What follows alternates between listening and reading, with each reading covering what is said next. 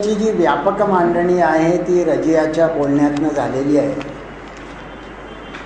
त्यामुळे या विषयाचा जो नेमका फोकस आहे रूढी आणि परंपरेचा, त्याच्या संदर्भामध्ये मी चळवळीच्या प्रत्यक्ष अनुभवातनं वैचारिक मांडणीकडे जाणार आहे.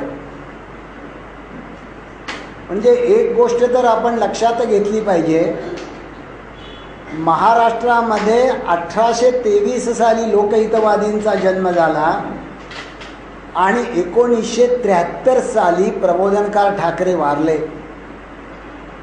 सलग 150 वर्ष महाराष्ट्राला समाजसुधारकांची परंपरा लाभली, रूढी परंपरा तपासणाऱ्या. त्याच्यामध्ये लोकहितवादी होते, महात्मा फुले होते, सावित्रीबाई फुले होत्या, न्यायमूर्ती महादेव गोविंद रानडे होते, गोपाळ गणेश आगरकर होते, विठ्ठलरामजी शिंदे होते, राजर्षी शाहू महाराज होते, तुकडोजी महाराज होते, गाडगे बाबा होते, डॉक्टर बाबासाहेब आंबेडकर होते, स्वातंत्र्यवीर वीरविनायक दामोदर सावरकर होते, हमीद दलवाई होता आणि प्रबोधनकार ठाकरे होते. एवढी 150 वर्षाची परंपरा भारतातल्या कुठल्याही राज्याला लाभली नाही. आणि आपण जर असं मानले की समाजसुधारकाची ही सगळी विद्यापीठं होती, तर विद्यापीठाला एक एक कुलगुरू असतो आणि सगळ्या विद्यापीठांचा मिळून एक कुलपती असतो. तसं महात्मा फुले हे महाराष्ट्रातल्या समाजसुधारकांच्या विद्यापीठांचे कुलपती होते. पण त्यांच्या नावाने टाळ्या वाजवतानाचं वास्तव मगाशी बघितलेलं एक उदाहरण आणि व्यवहारातलं सत्य मी तुम्हाला सांगतो. हे आपल्याला सगळ्यांनाच माहीत आहे की सावित्रीबाईंनी मुलींना शिकवायला सुरुवात केली आणि मग शाळेमध्ये जाताना लोक त्यांच्या अंगावर शेण आणि दगड टाकायचे, त्यांची साडी खराब व्हायची. म्हणून ते जात असताना एक जादा साडी बरोबर घेऊन जायच्या, शाळेमध्ये खराब झालेली साडी बदलायच्या आणि मग नंतर परत येताना खराब झालेली साडी घ्यायच्या. पण हे आपल्याला माहीत नाही की त्यावेळेच्या शहाण्या सुरत्या पुण्यामध्ये अशी पत्रकं निघाली, जी पत्रकं मी आत्ता सांगितली तर तुम्ही नक्की हसाल. पुण्यामध्ये अशी पत्रिका निघाली, हा फुले असं म्हणतोय की बायकांना शिकवायला पाहिजे, पण बायकांना वाचायला आणि लिहायला अजिबात शिकवता कामा नये. का? कारण वाचायला शिकलेल्या बायका वाईट साईड पुस्तकं वाचतील. हे वाचायला शिकलेल्या पुरुषाला कसं कळलं माहीत नाही. आणि वाचायला शिकलेल्या बायका वाईट साईड पुस्तकं वाचतील आणि लिहायला शिकलेल्या बायका नवऱ्याला चावट चावट पत्र लिहितील. तुम्ही असला, फुलेंचे वडील हसले नाहीत. फुलेंच्या वडिलांनी बोलवलं आणि त्यांना सांगितलं बायकांना शिकवण्याचा धंदा बंद कर. फुले म्हणाले का? ते म्हणाले आपल्या धर्माची परंपरा अशी सांगते, आपल्या धर्माची नीती असं सांगते की शिकणं हे बाईचं काम नाही, चूल आणि मूल हेच बाईचं कार्यक्षेत्र आहे. फुले म्हणाले धर्मात काय सांगितलं असेल ते सांगितलं असेल, मी असं ठरवलं की बाईला शिकवायचं. फुलेंचे वडील म्हणले असं चालत नाही, धर्माची रूढी परंपरा प्रत्येकाने पाळावी लागते. फुले म्हणाले मी पाळणार नाही, मी शिकवणार बाईला. मग काय म्हणले फुलेंचे वडील पुढं? फुलेंचे वडील म्हणले की तुला जर बाईला शिकवायचं असेल, तुला जर धर्माची प्रथा आणि रूढी आणि परंपरा मोडायची असेल, तर माझ्या धर्मामध्ये राहू नकोस, माझ्या घरामध्ये. आणि लक्षात घ्या, बाईला शिकवता यावं याच्यासाठी 21 वर्षाचे फुले आणि 18 वर्षाच्या सावित्रीबाई या धर्माची प्रथा परंपरा ओलांडून 250 वर्षापूर्वी स्वतःच्या घराचा उंबरठा ओलांडून बाहेर पडल्या. म्हणून तुम्ही एवढ्या 40-50 बायका आज या ठिकाणी येऊन बिनधास्तपणे बसला.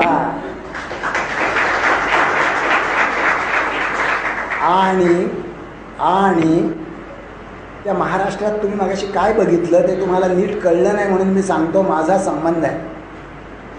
ती जी पारधी समाजाची अमरावतीमधली बाई आहे, मुळात पारधी पालावर राहतात. हे पालावर राहणारे लोक, त्याच्यामुळे यांना पाणी नसतं. ती पारधी बाई शेजारच्या शाळेच्या कंपाऊंडमध्ये गेली आणि तिने शाळेच्या बोरवर पाणी भरलं. शाळेच्या हेडमास्तरनी तिला बेदम मारलं. तिला बेदम मारलं त्याचं सोडून द्या, तिला बेदम मारलं त्या हेडमास्तरवर, नंतर काय पोलीस कारवाई झाली, हा मुद्दा नाही आहे. मुद्दा काय आहे? मुद्दा असा आहे की तिची जात पंचायत असं म्हणली की हेडमास्तरनी हिला मारलं का नाही मुद्दा नाही, बाईला परपुरुषाचा स्पर्श झाला म्हणून तिला, तिच्या नवऱ्याला आणि तिच्या 2 मुलांना पालाच्या बाहेर काढलं आणि तुम्ही मगाशी बघितलं ते झाडाखाली बसवलं, त्यांच्यावर 31,000 रुपये दंड कमीत कमी करून ठोकला, 10,000 रुपये त्यांनी भरले. ही गोष्ट मी ज्या साधना साप्ताहिकाचा संपादक आहे त्याच्यामध्ये अशोक पवार या त्या समाजातल्या कार्यकर्त्यांनी लिहिली. त्याच्यानंतर मलाही आश्चर्य वाटलं की मी ज्या माणसाचा अजून चेहरा बघितलेला नाही अशा भिगडे नावाच्या निवृत्त शिक्षकाने माझ्याकडे कॅश 21,000 रुपये पाठवले आणि तो म्हणला माझी अशी विनंती आहे की तुम्ही अमरावतीला जाऊन ते 21,000 रुपये त्या जात पंचायतीला द्या, कारण आमच्या समाजाला ही पापं फेडायला अजून 500 वर्ष तरी लागतील असं दिसतं. म्हणजे 250 वर्षापूर्वी फुले झाले यांनी नाही ना भागलं. आणि मग आम्ही ते 21,000 रुपये पोचवले. दैनिक लोकमतच्या नागपूरच्या कार्यालयात तो कार्यक्रम झाला. काय वस्तुस्थिती आहे आज, ज्याच्यासाठी आम्ही कायदा करा म्हणतोय आणि आत्ता नागपूरच्या हिवाळी अधिवेशनामध्ये जो कायदा विधिमंडळासमोर आहे त्या कायद्याचं नाव काय आहे? आपल्या विषयाचं नाव आहे त्या कायद्याला, महाराष्ट्र नरबळी, अमानुष, अनिष्ट आणि अघोरी प्रथा व जादूटोणा यांना प्रतिबंध आणि त्याचं समूळ उच्चाटन अधिनियम 2011. तुम्ही ज्या सगळ्या प्रथा, अनिष्ट, रूढी, परंपरांची चर्चा करताय, कायदा किती वर्ष झालाय सरकारने मांडून? फक्त 18 वर्ष. 18 वर्षामध्ये 5 वेळेला कायदा मंत्रिमंडळाने मंजूर केलेला. म्हणजे लॉर्ड बेंटिंग कोण होता तुमचा? 1829 साली लॉर्ड बेंटिंगनी सती जाणारी बाई बघितली आणि लॉर्ड बेंटिंगनी सती प्रथा थांबवण्याचा कायदा केला. शहाणे सुरते शास्त्री पंडित कोर्टात गेले की पतीच्या निधनानंतर तिने सदैव सती जाणं हे आमची पवित्र धर्माची प्रथा परंपरा आहे. लॉर्ड बेंटिंग म्हणला नाही मानत.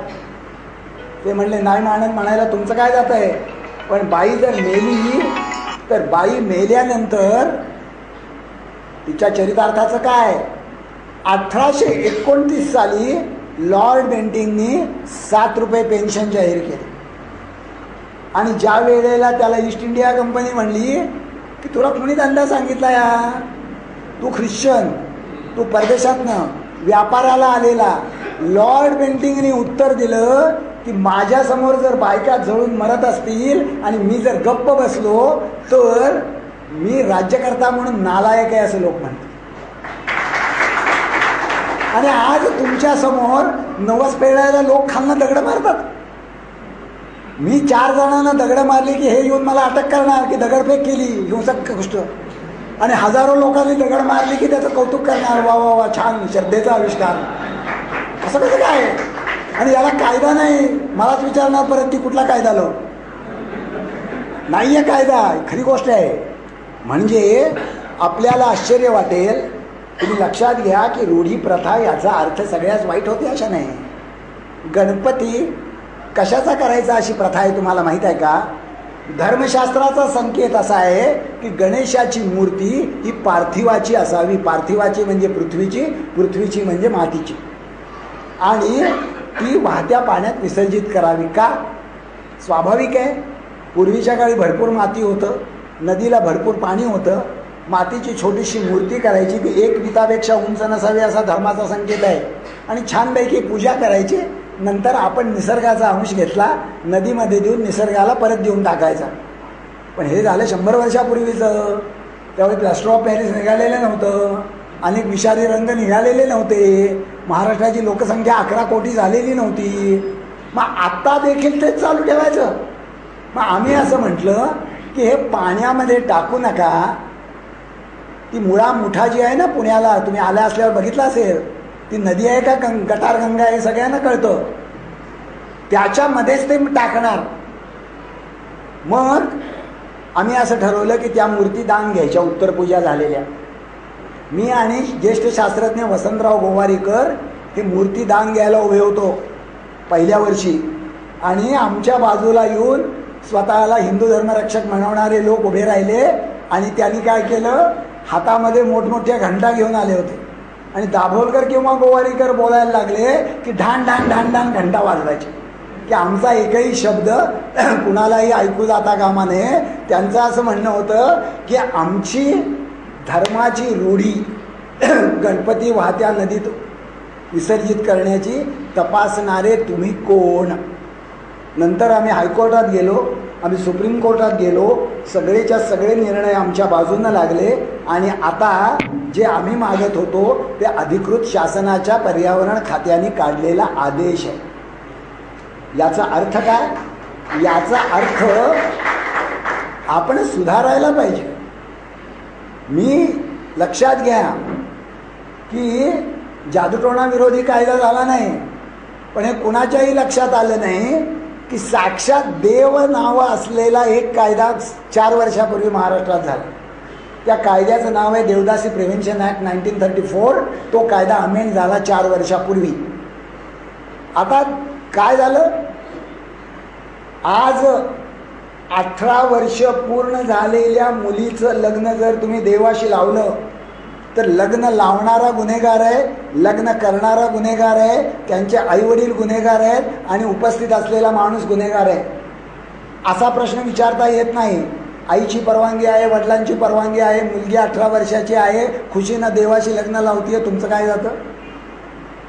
म्हणजे लक्षात घ्या, ज्यावेळी मी पहिली जट सोडवली, काय असतं की आपल्याला सगळ्यांना तेल पाणी वेणीपणी रोजच्या रोज आपण करतो. ज्या बिचाऱ्या ग्रामीण भागात त्या मुलींना रोज तेल पाणी वेणपणी होत नाही, त्यांचा केसामध्ये केस गुंतत जातात, कारण रोज त्या स्वतःच्या गुंता सोडवत नाही. तो गुंता दिसायला लागल्यानंतर कोणीतरी म्हणतं की ही यल्लम्माईची जट आली. मग हळूहळू तिला हळद कुंकू व्हायला लागतात. हळद कुंकू व्हायला लागल्यानंतर वडाचा चीक लावतात. त्याच्यानंतर मग पुढं कधीतरी जाऊन तिच्या अंगात यायला लागतं. ती 7 घरी देवीचे जग फिरवायला लागते. नंतर ती देवदासी होते आणि म्हणजे तिच्या सुखी स्वप्नाच्या संसाराची राखरांगोळी होते. ती एकतर मुंबईच्या वेश्यावस्थेत विकली जाते, नाहीतर गावच्या टग्यांची धन बनते. याची सुरुवात ज्या जटेपासून होते, ती जट ज्यावेळी मी पहिल्यांदा सोडवली त्याला आता बरोबर 27 वर्ष झाली. मला अजून आठवतं, 18 वर्षाची एक सुस्वरूप मंगला नावाची मुलगी होती आणि तिला जट सोडवायला मी तयार केली. 4 वर्षाची अशी जाडजूड जट होती. नाही ती इतकी जाडजूड जट होती की ज्यावेळी ती जीवाच्या आकांदाने मी सोडवली. पण त्याच्या आधी काय झालं, ती सोडवायच्या आधी त्या बाईची आई माझ्या बायकोकडे आली सातारला आणि ती म्हणली की तुझ्या नवऱ्याला माहीत नाही आहे की तो प्रत्यक्ष यल्लम्माच्या जटेला हात लावतोय. यल्लम्मा ही अत्यंत कोपिष्ट बाई आहे आणि इतकी कोपिष्ट बाई आहे की ती जर एकदा संतापली तर बाप्याला लुगडं नेसवल्याशिवाय सोडत नाही. आता मी जट सोडवून 25 वर्ष झाली आणि अजून तरी ह्याच पोशाखात फिरतो. पण त्या एका जटेमधनं अख्ख्या सातारा जिल्ह्याला पुरवठा करता येईल एवढ्या उभा निघाल्या. आता तुम्ही मला सांगा की याच्याबद्दल 25 वर्षापूर्वीपर्यंत नव्हे, मग आमच्या दवाखान्यामध्ये भरपूर बायका यायला लागल्या जट सोडवायच्या. आता जट जी असते ना, त्या जटेमध्ये जट आलेल्या बाईच्या अंगामध्ये कवड्याची माळ असते, त्याला दर्शन म्हणतात. ते दर्शन दुसऱ्या बाईच्या गळ्यात टाकल्याशिवाय जट सोडवायला देवीची परवानगी नसते. मग आम्ही काय आयडिया काढली माहिती आहे? आम्ही म्हणजे मी नसायचोच, माझ्या बायकोनी. ती बाई जट सोडवायला यायची आणि म्हणायची की गळ्यात दर्शन आहे, काय करू? माझी बायको म्हणायची माझ्या गळ्यात टाक. हां, म्हणजे माझी बायको ते दर्शन स्वतःच्या गळ्यात घालायची, तिची जट सोडवायची. मग आमच्या दवाखान्यामध्ये अशी दर्शनं टांगून ठेवलेली होती. काय झालं नाही आमचं. हे मी आपल्याला काय सांगतोय, हे मी आपल्याला यासाठी सांगतोय की आज देखील या समाजाचं वास्तव काय आहे हे आपल्याला समजावं. आणि हे जे वास्तव आहे ना हे आपण समजतो इतकं साधं आणि सोपं नाही. मी आत्ता नाशिकला गेलो. नाशिकला आत्तापासून तयारी सुरू झालेली आहे की 3 वर्षांनी सिंहस्थ येणार. सिंहस्थामध्ये नाशिकला एका दिवशी मुहूर्तावर आंघोळ करायला किरकोळ 70 लाख लोक आले होते मागच्या वेळी. चिरडून मेले 29 लोक आणि यावेळी 1 कोटी येतील असा अंदाज आहे. भारत हा अत्यंत सुपीक डोक्याचा देश आहे. त्यामुळे जगामध्ये कुठेही नाही असा शोध भारतात लागलेला आहे. तो शोध काय म्हणजे त्या शोधाची कुळकथा अशी की देवाचं आणि दानवांनी समुद्रमंथन केलं. समुद्रमंथन केल्यानंतर त्यातनं 14 रत्न निघाले. शेवटचं अमृत निघालं. आता दोघांनी मिळून जर समुद्रमंथन केलं तर दोघांनी 50-50 वाटून घ्यायचं का नाही. पण देव म्हणले तसं नाही, आम्हाला सगळं अमृत पाहिजे. मग देवाने अमृत पळवायला सुरुवात केली. मग देवाने आणि दानवाने दोन्हीकडनं तो अमृत कलश धरला. मग 12 वर्ष ही हिसकाहिसकी झाली. मग त्याच्यामध्ये अलाहाबाद, उज्जैन, त्याच्यानंतर आपलं हे हरिद्वार आणि चौथं गोदावरी या ठिकाणी अमृताचा एक एक थेंब पडला. आणि त्याच्यामुळे असा महान शोध लागला की त्या 12 वर्षांनी त्या सिंहस्थाच्या कालावधीमध्ये तुम्ही जर गेला आणि त्या मुहूर्ताला गोदावरीमध्ये आंघोळ केली तर तुमचा मागचा 12 वर्षाचा पापाचा बँक बॅलन्स एकदम क्लिअर होतो. अशी सोय जगामध्ये कुठेही नाही.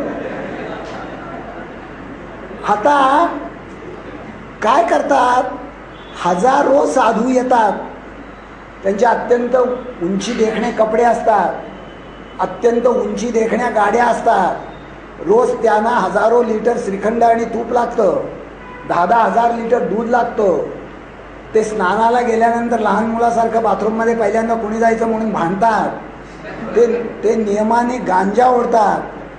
हे सगळं नरेंद्र दाभोळकर सांगत नाही.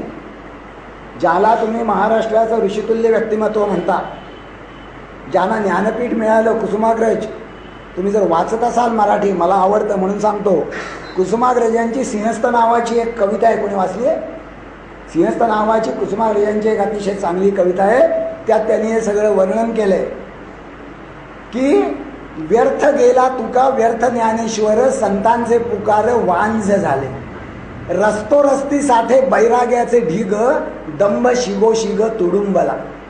भाला खड्ग हाती नाचती गोसावी, वाट या पुसावी अध्यात्माची. कोणी एक उभा एका पायावरी, कोणास पथारी कंटकाची. अशी जपी तपी प्रेक्षकांची आस, रुपयांची रास पडे पुढे. साधू जेवतात साधू नाहतात, साधू विष्ठतात रस्त्यावरी. येथे येती ट्रक तूप साखरेचे, टँकर दुधाचे रिक्त तेथे. येथे 100ला मिळतो प्रवेश, तेथे लक्षाधीश फक्त जातो. याच्या लंगोटीस झालर मोत्याची, चिलीम सोन्याची त्याच्या पायी. अशी झाली सारी कौतुकाची मात, गांज्याची आयात टनावारी. तुका म्हणे सारे मायेचे माविंद, यापाशी गोविंद नाही नाही. आता याच्यासाठी मागच्या वर्षी 2003 साली महाराष्ट्र आणि केंद्र शासनाच्या बजेटमधनं 433 कोटी रुपये खर्च करण्यात आले. ज्यावेळी महाराष्ट्रातल्या निम्म्या शाळांना साधे पत्रे नव्हते, खडू आणि फळे नव्हते. आणि मी तिथं गेलो. ही कविता आम्ही छापली होती त्यावेळेला. ती कविता छापून वितरित करायला मी गेलो. ते कौतुकाने कोण तो आकाशवाणीचा अधिकारी आला, त्याला माहीत नाही, त्याने माझी मुलाखत घेतली. आणि ही सगळी मुलाखत मी दिल्यानंतर मग तो मला मान खाली घालून म्हणला, डॉक्टर सिंहस्थ संपल्यानंतर मुलाखत वाजवली तर चालेल ना. म्हणजे बोलायला देखील आत्ताचं बजेट 3 वर्षानंतरचं 1300 कोटी आहे. प्राधान्याचा प्रश्न काय आहे? ज्यांना जायचंय त्यांनी मुहूर्तावर आंघोळ करावी की. माझ्या खिशातनं करातनं येणारे 1300 कोटी रुपये तुमच्या प्रथा परंपरेसाठी वाया घालवता का माझ्या देशातल्या कुपोषणातल्या मुलांच्यासाठी वाया घालवता? पण आपण असं ठरवलेलं आहे. म्हणजे खरी अडचण काय आहे? खरी अडचण त्या ठिकाणी आहे की आपण सगळ्यांनी असं ठरवलेलं आहे की अक्कल वापरायची नाही. म्हणजे प्रथा परंपरेचा सगळ्यात मोठी खरी अडचण काय आहे की आपण काय करतो हेच मुळात आपल्याला समजत नाही. म्हणजे हा प्रश्न कुणाच्या धार्मिक कर्मकांडाशी संबंधित नाही, परंतु वटसावित्रीची पूजा केली जाते. आणि त्या श्यामच्या आई हे अत्यंत अजरामर पुस्तक, त्याच्यामध्ये श्यामची आई असते आजारी आणि मग ती सांगते की तू आता वडाला फेऱ्या घाल. आणि श्याम पुरुष असल्यामुळे लाजतो आणि त्याच्यामुळे ती म्हणते अरे चांगलं काम करायला लाजायचं कशाला. हां, आता मी याच्यावर असा प्रश्न विचारला की आजची श्यामची आई काय सांगेल आणि आजच्या श्यामनी काय बोलावं. मी त्या श्याम म्हणजे साने गुरुजी, त्या साने गुरुजींनी स्थापन केलेल्या साधनेचा मी गेला 14 वर्ष संपादक आहे, म्हणून मला हा प्रश्न विचारायचा अधिकार आहे. आता याचा अर्थ काय आहे? याचा अर्थ असा की वटसावित्रीची पूजा केल्यानंतर 2 गोष्टी होतात. पहिली गोष्ट म्हणजे नवऱ्याचं आयुष्य वाढतं आणि दुसरी गोष्ट म्हणजे जन्मोजन्मी 7 जन्मी तोच पती मिळतो, अशी वटसावित्रीची प्रथा सांगते. म्हणजे माझ्यासारख्या हॉस्पिटल असलेल्या डॉक्टरला फार सोयीची गोष्ट झाली. आत पेशंटला सलाईन लावलं रे लावलं, हॉस्पिटलच्या दारात एक वडाचं झाड बांधायचं, बायकोच्या हातामध्ये सुताची गुंडी द्यायची, तिला म्हणायचं इकडं सलाईन लावलेलं आहे, तिकडं तू वडाला 7 फेऱ्या बांध, कुठल्याही कारणाने का विना तुझा नवरा वाचल्याशी काय. ज्यांना तुम्ही हिंदू हृदय सम्राट म्हटलं त्या स्वातंत्र्यवीर सावरकरांनी काय लिहिलेलं आहे? वडाचं झाड त्याच्या खाली बसलेल्या पांथस्थाला सावली देणार आणि ज्यावेळी ते वडाचं झाड जीर्णशीर्ण होणार त्यावेळी त्याच्याच खाली बसलेल्या पांथस्थाच्या अंगावर ते कोसळून पडणार. आपल्या खाली बसलेल्या पांथस्थावर कोसळून पडायचं का सावली द्यायची हे ज्या वडाच्या झाडाला कळत नाही त्याची पूजा करणं ही असत्याची पूजा आहे, असं नरेंद्र दाभोळकर म्हणले नाही. हिंदू हृदय सम्राट पहिले स्वातंत्र्यवीर वीर विनायक दामोदर सावरकर म्हणाले.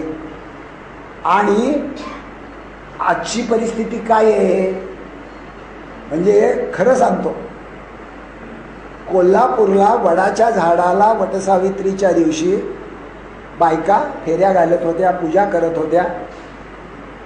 जीप भरधावाली फेऱ्या घालणाऱ्या एका बाईच्या असं हाताला धरलं, जीपमध्ये ओढून घेतलं, गेली. आता हे तर कल्ला झाला की अरे हे काय, म्हणजे आमच्या गावामध्ये आमच्या गावातली एक विवाहित बाई ही व्यवस्थित वडाच्या झाडाला वटसावित्रीची पूजा करते आणि दिवसा ढवळ्या तिला ओढून नेतात जीपमधनं की लगेच मोटरसायकलवाले निघाले, जीपचा पाठलाग केला. जीप काही जोरात चाललेली नव्हती, जीपला मोटरसायकली आडव्या टाकल्या, त्याला खाली ओढवलं. ते म्हणले काय तुला काय कळतं बिळतं की नाही. ती बाई वडाच्या झाडाला पूजा घालते, धार्मिक कृत्य करते, तू तिला खुशाल दिवसाला ओढून नेतोस. ज्याने ओढून नेलं होतं तो म्हणला तुम्हाला माहीत आहे का मी कोण आहे. ते म्हणले कोण आहे. म्हणला अहो मी या बाईचा नवरा आहे. ते म्हणले अरे भल्या माणसा, तुझी बायको जर चांगली वडाची पूजा करत होती तर तिला ओढून का नेलास.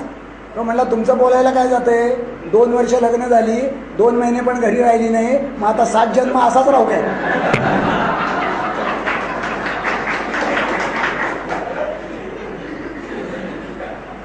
आपण काय करतो म्हणजे मी एका गावी गेलो होतो आणि त्या गावी एक सुशिक्षित बाई अशी वटसावित्रीची पूजा करून वगैरे आली आणि मला कळत होतं की तिला ते करायचं नाही पण घरच्या दबावाने करायला लागतंय.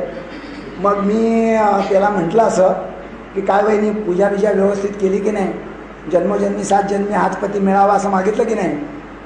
ती मला म्हणली हो वडाची व्यवस्थित पूजा केली आणि असं म्हटलं की जन्मोजन्मी 7 जन्मी हाच पती मिळावा पण हा त्याचा 7वा जन्म असावा. आपण कुणाला फसवतोय, आपण कशाची चिकित्सा करतोय.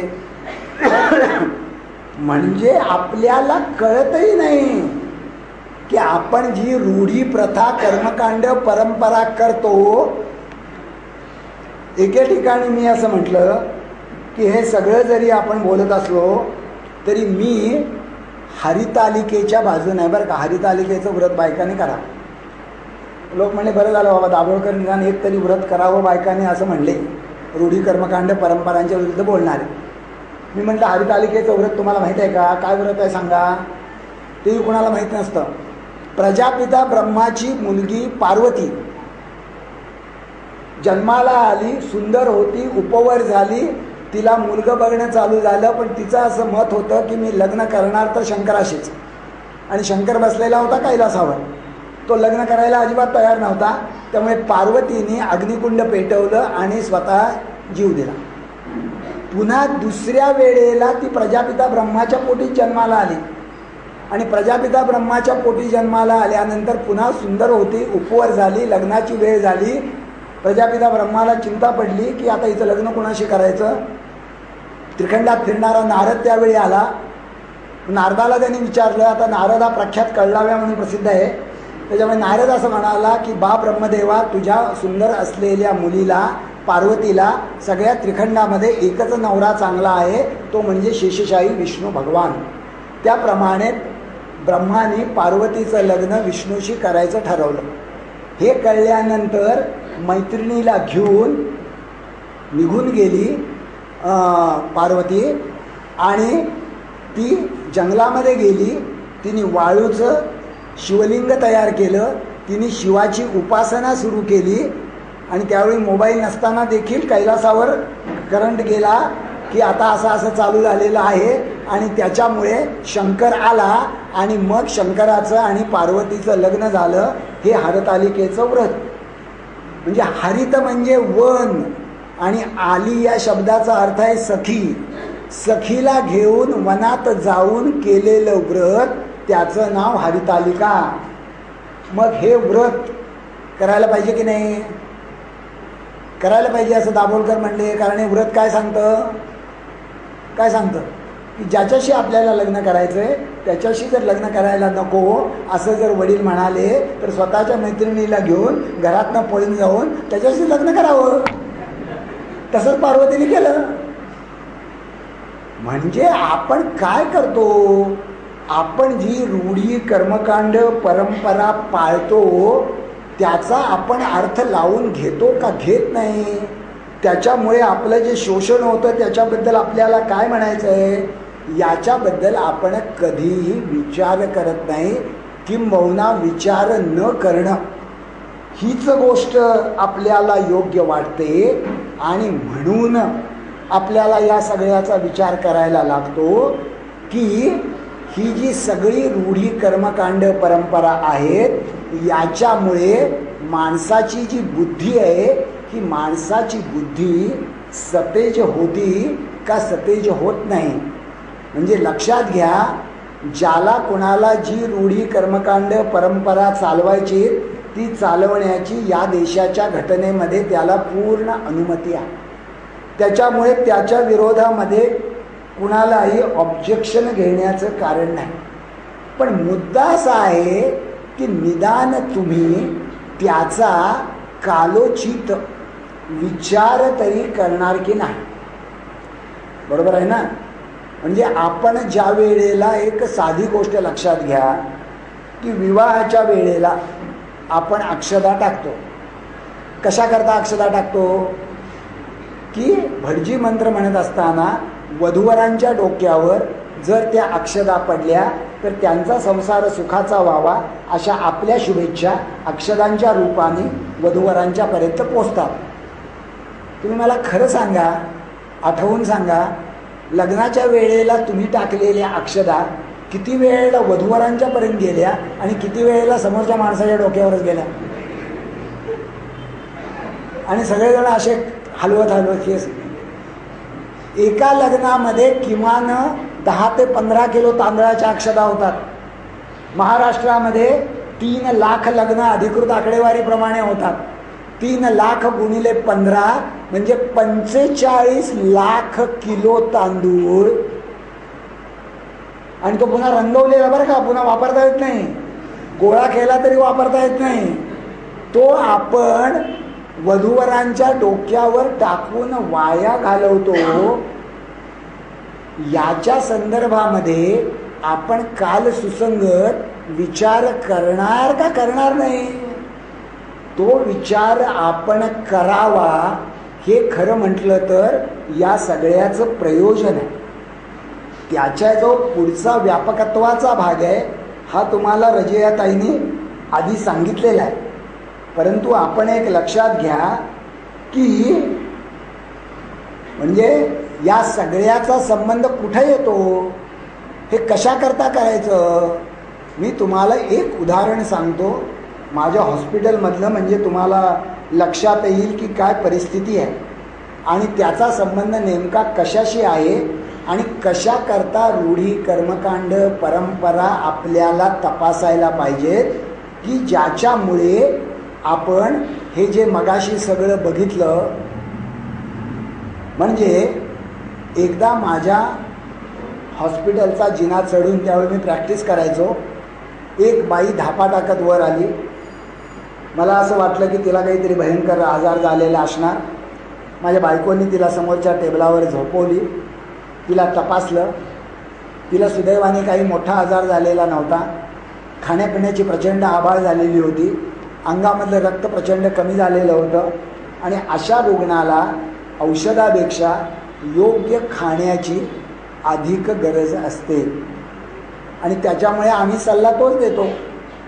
म्हणून मी तिच्या नवऱ्याला असं म्हटलं, हे बघा चांगली गोष्ट आहे, तुमच्या बाईला कुठलाही बायकोला मोठा आजार झालेला नाही, खाण्यापिण्याची प्रचंड आबाळ झालेली आहे, त्याच्यामुळे तुम्ही असं करा, तिला रोज सकाळ संध्याकाळ मोड आलेली कडधान्य द्या, म्हणजे तिला फर्स्ट क्लास प्रोटीन्स मिळतील. सकाळ संध्याकाळ तुम्ही तिला एक एक अंडं द्या, म्हणजेही तिला प्रोटीन्स मिळतील. त्याच्यानंतर तुम्ही तिला एक एक ग्लास दूध द्या. आठवड्यातनं तुम्ही तिला 2दा मांसाहार द्या आणि तुम्हाला परवडत नसेल तरी देखील तुम्ही तिच्यासाठी हे केलं पाहिजे. हे सगळं सांगितल्यानंतर अनुभव काय आहे की डॉक्टरनी सांगितलेलं पेशंट ऐकतात. तिचा नवरा काय उसळून उलटा मलाच काय म्हणाला, तिचा नवरा मला असं म्हणाला, डॉक्टर न परवडायचा प्रश्नच नाही, घरी मोप दूध दुभत आहे, अंडी कोंबडी आहे, पाहिजे तर रोज हिला मी मटण देऊ शकतो, पण हिचा सोमवारचा उपास असणार, मंगळवारचा असणार, गुरुवारचा असणार, शुक्रवारचा असणार. आता म्हणला हिचे श्रावणी 16 सोमवार संपले, मग म्हणला हिचे नवरात्राचे 9 उपास संपले, आता हिचे सूर्यनारायणाचे उपास घेणार. हिचे उपवास संपणार कवा, ही जेवणार कवा आणि हिची तब्येत सुधारणार कवा. आपण कशाला हसलो, आपण मानसिक गुलामगिरीला हसलो, बरोबर आहे ना. म्हणजे या सगळ्याचा महत्त्वाचा भाग काय आहे की आपल्याला स्वतःला आपल्या मुक्तीची सगळ्यात मोठी ताकद ही आपलं स्वतःचं मन हे नव्या विचाराने करणं हे आहे. आणि वस्तुस्थितीमध्ये आपल्याला दिसतंय की जे चित्र आपण बघतोय ते चित्र किती भयंकर आहे. आणि ही सगळी चित्र ज्यानी दूरदर्शनला तुम्ही ती मगाशी बघितली ना, ही सगळी यवतमाळमधल्या आमच्या कार्यकर्त्यांनी केलेली आहेत.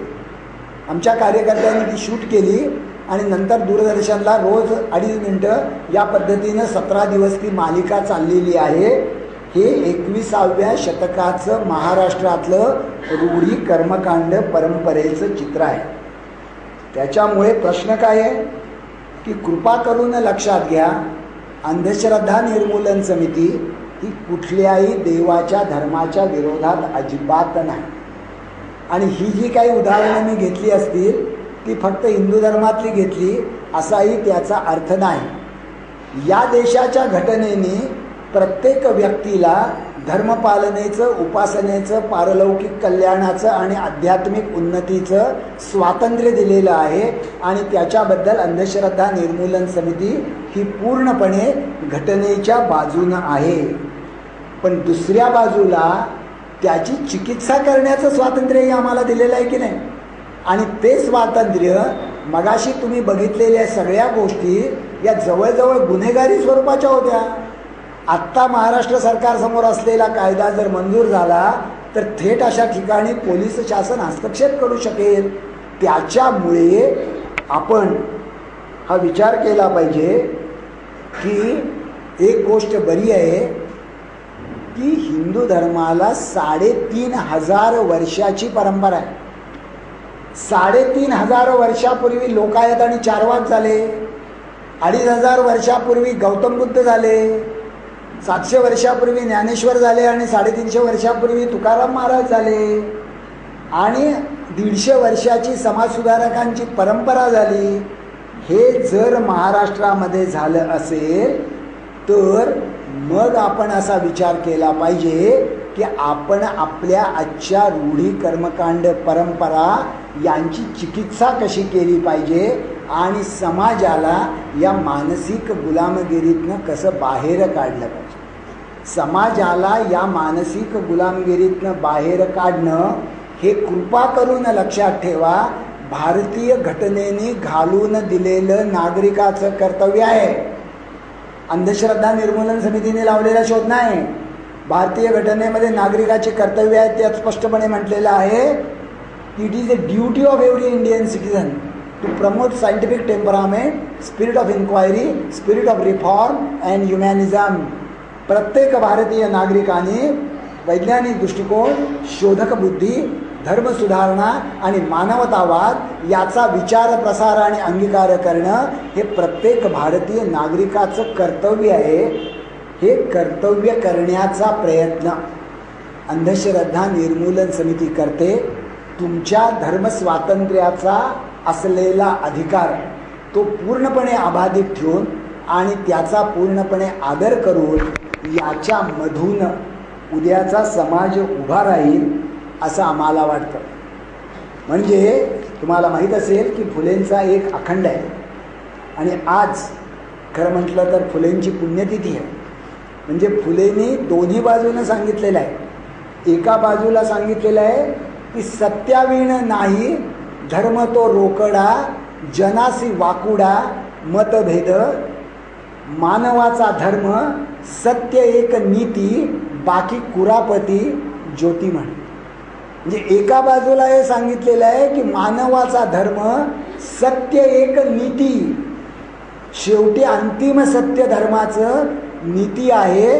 आणि ती नीती सांगताना काय म्हटले फुलेने? स्त्री पुरुष सर्व कष्टकरी व्हावे, कुटुंबा पोसावे आनंदाने, नित्य मुली मुला शाळेत घालावे, अन्नदान द्यावे विद्यार्थ्यास, सार्वभौम सत्य स्वतः आचरावे, सुखे वागवावे पंगू लोका, अशा वर्तनाने स्वतः सुखी व्हालं, जगा सुख द्यालं ज्योती म्हणे. हे सगळं या निमित्ताने आपल्यापर्यंत पोचवण्याची संधी मिळाली.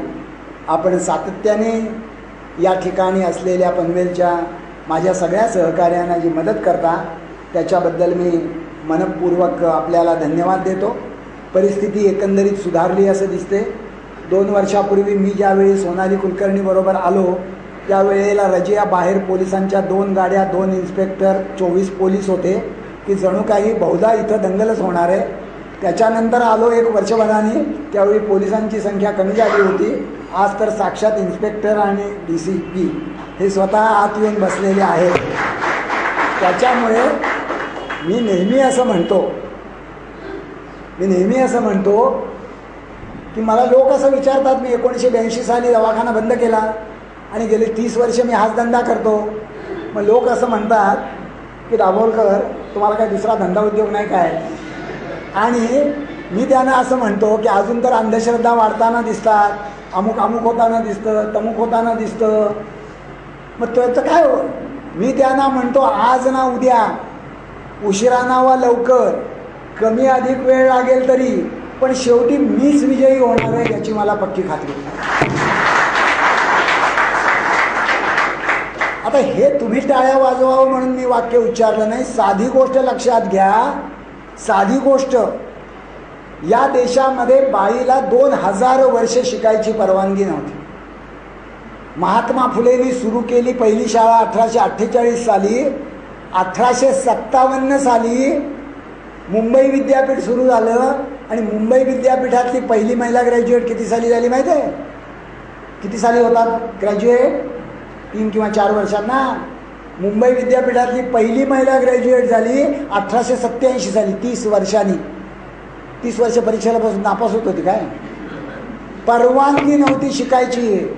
राणीच्या जाहीरनाम्यात आश्वासन होतं की धर्मात ढवळाढवळ करणार नाही आणि धर्म सांगत होता की बाईंनी तपास शिकायचं नाही.